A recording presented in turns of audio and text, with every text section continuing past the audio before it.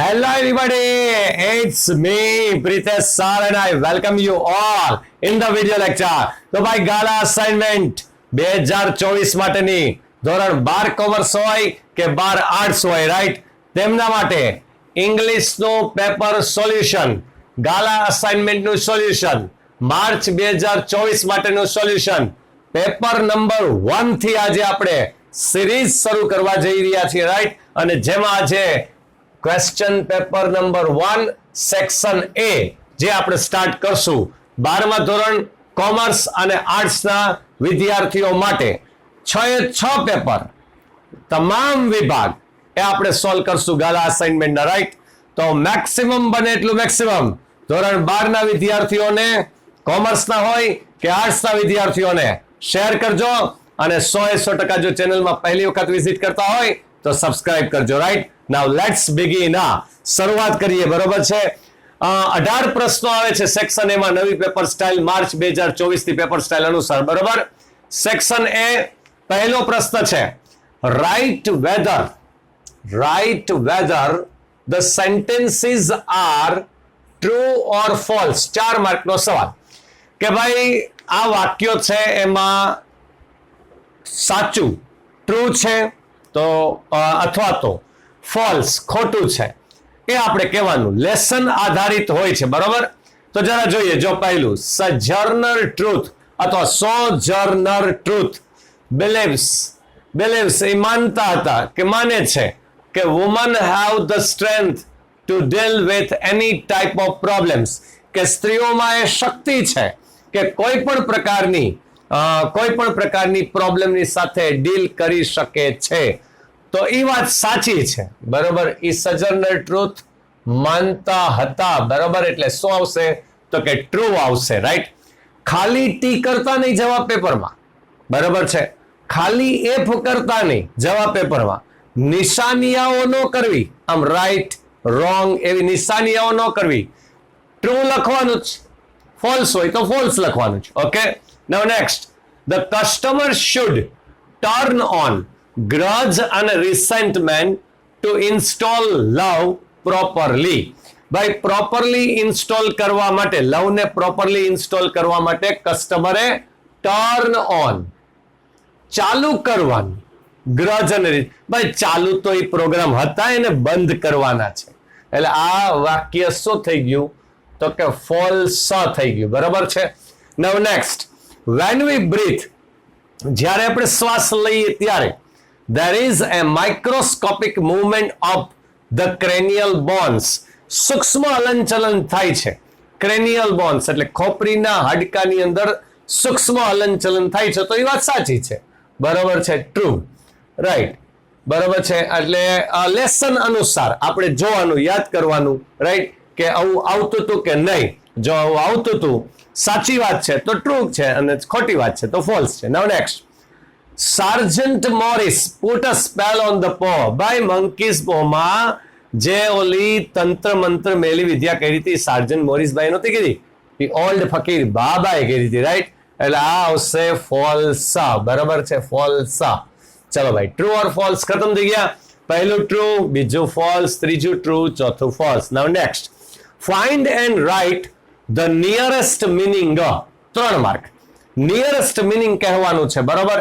એકનોલેજ્ડ નો મતલબ થાય એકનોલેજ્ડ પ્રોફેસર હતા જેમની પાસે સલીમ અલી છે, એ ટ્રેનિંગ લીધી હતી, બરોબર છે. એટલે કે પ્રખ્યાત, નામચીન પ્રખ્યાત જેને કહેવાય વેલ નોન, એટલે જવાબમાં આવશે વેલ નોન, બરોબર છે. વિગરસ ભયાનક, મુશ્કેલ, ટફ એ ટ્રેનિંગ લીધી હતી, બરોબર છે. તો વિગરસ દેટ ઇઝ કોલ્ડ ટફ, બરાબર, આવું આવશે. પછી છે એસ્પાયરેશન્સ, મહત્વાકાંક્ષા કહેવાય, મહત્વાકાંક્ષા જેને કહેવાશે એમ્બિશન, મહત્વાકાંક્ષા, રાઈટ. આ બધા છે એ લેપવિંગ ના વર્ડ આવી શકે, એવું જરૂરી નથી કે લેપવિંગ ના જ હોઈ શકે, ટેક્સ્ટ બુક ના પણ આવી શકે, રાઈટ. એટલે તમારે બંનેના નિયરેસ્ટ મિનિંગ કરવાના, ટેક્સ્ટ બુકની ગ્લોસરી પણ વાંચવાની અને લેપવિંગના નિયરેસ્ટ મિનિંગ જે છે એ પણ કરવાના. Okay, now next, select the most appropriate language functions from the bracket. Appropriate language functions from the brackets and write them against the given sentence is most important. તરત જ mark જતા રહી ભાઈ જો સૂચના મુજબ ન લખીએ તો. શું કીધું કે સેન્ટેન્સ લખો એમની સામેનો જવાબ લખો. યાને આ 8 નંબર છે, આ 9 નંબર છે, આ 10 નંબરનો ક્વેશ્ચન છે, તો એ ક્વેશ્ચન લખવાનો છે, એ વાક્ય લખવાનું છે અને પછી એની સામે અથવા એની નીચે એનો આન્સર લખવાનો છે. લેંગ્વેજ ફંક્શન આમાંથી સિલેક્ટ કરીને બ્રેકેટમાં આપેલા છે એમાંથી પહેલું છે એક્સપ્રેસિંગ ચોઇસ, ચોઇસ બતાવે, એક્સપ્રેસિંગ રિઝલ્ટ પરિણામ બતાવે, talking about thing in relation two something અને છેલ્લું છે એક્સપ્રેસિંગ સજેશન. શ્રદ્ધા એક્સ ટુ ફિયરફુલી ટુ અપોઝ. હવે આવું આપ્યું છે ટુ. આ શું બતાવે તો કે રિઝલ્ટ બતાવે, રિઝલ્ટ. બરાબર, એટલે પહેલામાં આવશે રિઝલ્ટ. બરાબર, પણ હું ફરી પાછો કહું છું વાક્ય લખી અને નીચે જવાબ લખવાનો છે. Mind this. બરાબર, વાક્ય લખી અને નીચે જવાબ લખવાનો છે. Harsh follows the same strategies as his friend has suggested. હર્ષે અનુસરી એ જ સ્ટ્રેટેજી, એ જ વ્યૂહરચના જે એને ફ્રેન્ડે એને સજેસ્ટ કરેલી છે. બરાબર, તો આ ભાઈ ધ સેમ એઝ કેમ આવે તો કે talking about, talking about, talking about એટલે એ આવશે બીજું. રાઈટ, અને નાઉ next, I would rather listen to old Hindi songs then watch a Hindi movie. તો હિન્દી મૂવી જોવા કરતા મને ઓલ્ડ હિન્દી સોંગ સાંભળવા વધુ ગમશે. તો ભાઈ would rather યાને આવશે શું તો કે એક્સપ્રેસિંગ ચોઇસ. આ ત્રીજું. યાને સજેશન જે ચોથું ઓપ્શન છે એનું વાક્ય નથી. બરાબર, તો આ 3 જવાબ થયા. ક્લિયર? શું કામ એને થયા? એ ફંક્શન જે છે એ ફંક્શન મુજબ આપણે લખેલું છે. ક્લિયર? હવે next, select and write the most appropriate responses. આ ફંક્શન આધારિત રિસ્પોન્સ જે આપે છે, જે ફંક્શનનું નેમ છે એ મુજબ યોગ્ય જવાબ ગોતી સિલેક્ટ કરી અને લખવાનો છે. ખાલી ABCD નહીં લખવાની, પણ ABCD માં જે આપેલું વાક્ય છે એ લખવું જરૂરી છે. જેમ કે રાજુએ કહ્યું why did you not prepare the apple juice. જગુએ કહ્યું બ્લેન્ક અને બ્રેકેટમાં છે એક્સપ્રેસિંગ. ભાઈ કન્ટિન્યુ રહેશો, ડોન્ટ વરી, કન્ટિન્યુ રહેશે. તમે શેર કરતા જાઓ, મેક્સિમમ બને એટલું મેક્સિમમ શેર કરતા જાઓ. ધોરણ 12 ના વિદ્યાર્થીઓ, કોમર્સ હોય, આર્ટ્સ હોય, ગમે એ વિદ્યાર્થીઓ, રાઈટ, શેર કરો. રાઈટ, અને કન્ટિન્યુ રહેશે. 18 પ્રશ્ન સેક્શન એ કીધો છે એટલે સેક્શન એ પૂરો જ થશે. પૂરો વિભાગ આપણે લેશું. બરોબર છે, કમ્પ્લીટ લેશો. Okay, don't worry. અને તમે સ્ક્રીનશોટ પણ પાડી શકશો. Right on. બરોબર છે. જગુએ કીધું blank, expressing condition in the past. ભાઈ કન્ડિશન ઇન ધ પાસ્ટમાં શું આવવું જોઈએ તો કે ઇફ અને હેડ વાળું વાક્ય હોય અથવા હેડ થી શરૂ થતું વાક્ય હોય. પહેલા તો આ જોવાનું. ભાઈ પહેલું વાક્ય જો, I could not prepare the juice because. આ because નો ચાલે. બીજું જો, if you had brought the apples yesterday. if અને had છે. ત્રીજામાં unless you forget to bring the apples ન ચાલે. unless ન ચાલે. અને છેલ્લું ઓપ્શન bring થી ચાલુ થાય એ પણ ન ચાલે. એટલે ઓપ્શન નંબર બી છે ઈ જવાબ બને. પણ બી તમે લખો ત્યારે ખાલી બી કરવાનું નથી, બી ની સામેનું આ જે ઇફ વાળું વાક્ય છે ને એ પણ લખવાનું છે. ઓકે, કન્ટિન્યુ જ લેક્ચર રહી છે, તમે સ્ક્રીનશોટ પાડી લ્યો.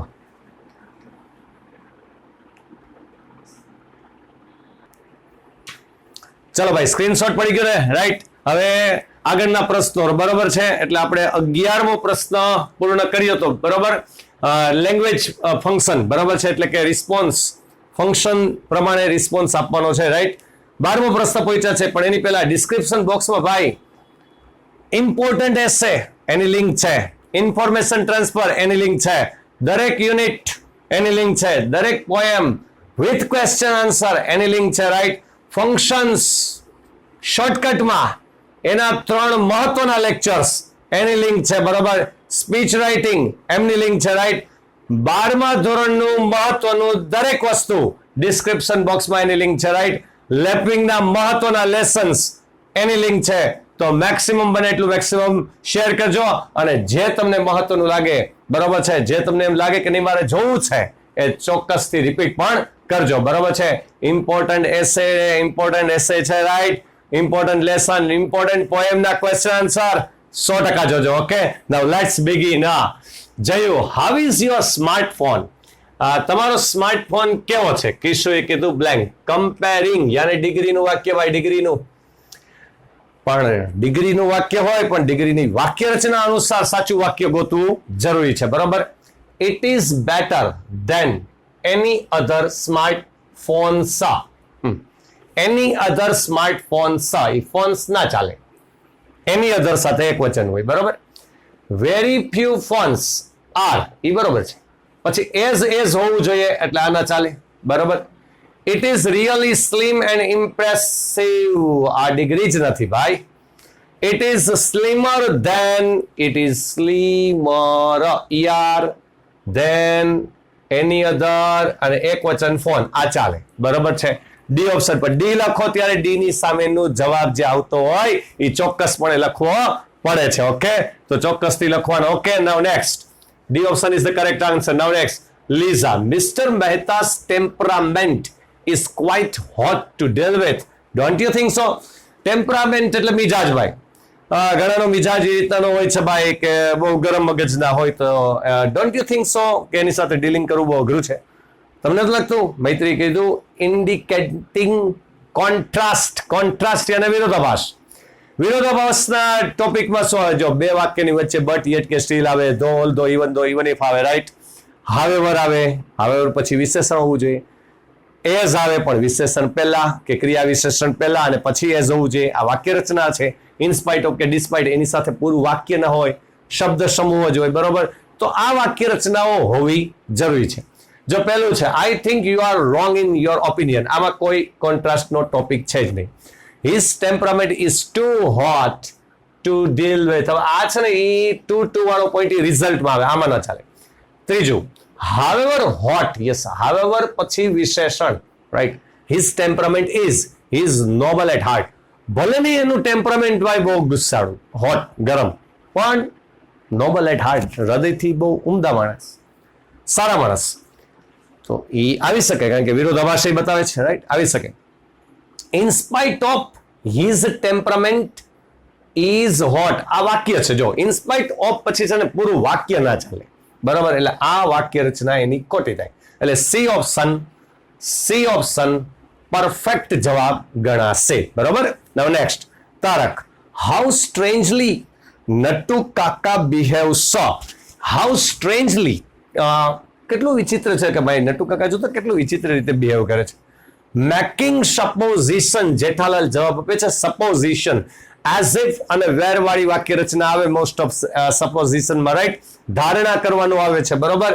તો એઝ ઇફ વાળો મુદ્દો પેલા ગોતીએ ચારમાંથી, તો હી બિહેવ્સ લાઈક ના ચાલે. He behaves as if he were the owner ચાલે. પછી આગળ હી બિહેવ્સ ઇફ છે, જો સી માં જો ઇફ છે, ઇફ ના ચાલે, એઝ ઇફ હોવું જોઈએ, રાઈટ.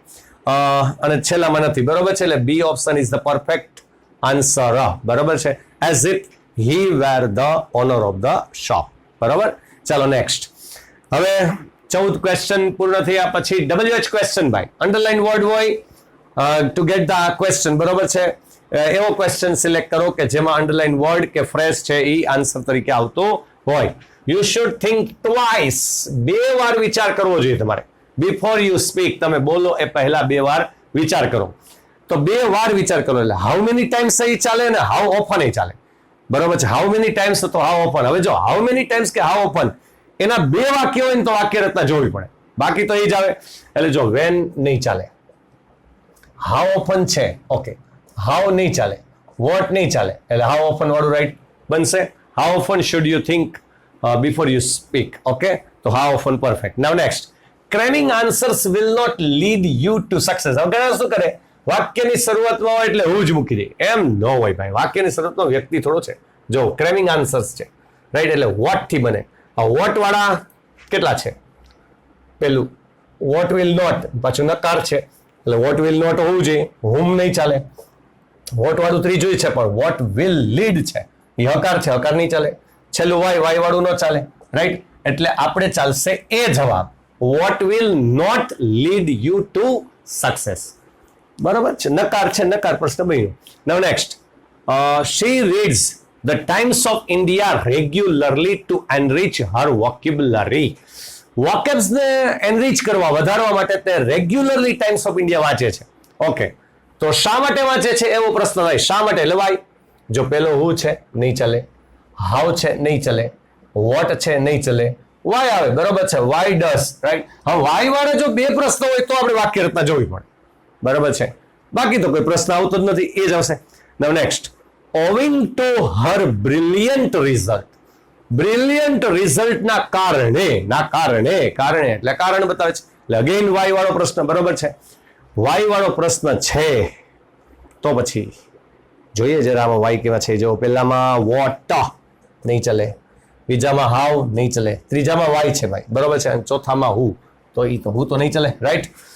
લાઈક કરજો, શેર કરજો, અને મેક્સિમમ બને એટલું મેક્સિમમ શેર કરી અને બધાને કહેજો સબસ્ક્રાઇબ કરે ચેનલને, રાઈટ. અને બેલ આઇકન ચોક્કસ દબાવે, નોટિફિકેશન આવતું જ રહેશે, નોન સ્ટોપ આવતું જ રહેશે. બરોબર છે, ટેક અ સ્ક્રીનશોટ લઈ લો, રાઈટ.